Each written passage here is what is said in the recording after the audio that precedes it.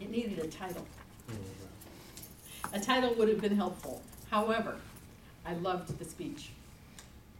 Did you just get sucked in the moment Andrew started talking and you didn't lose your attention span the entire duration of the speech?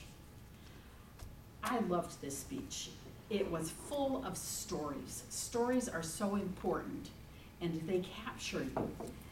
The other thing you probably noticed is how he talked about what happened when he was 19, which was the theme of the speech. What happened when he was 9?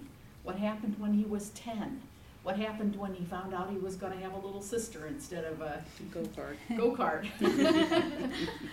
I know, we've been there.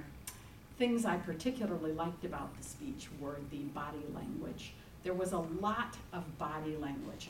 One of Andrew's objectives was to use blocking, and I felt that this is one where there's still some improvement. I don't necessarily think that the nature of this speech led to a lot of blocking, but if there was a situation where he was talking about, say, his mother or father, it would have been over here, he would have been over here, and he would have repeated the blocking. So the nature of the speech wasn't such that he really had an opportunity to make a great deal of use of the area that he has in front of the table, but I thought he tried. Okay, areas of improvement. I had a question as to whether there were maybe a few too many themes.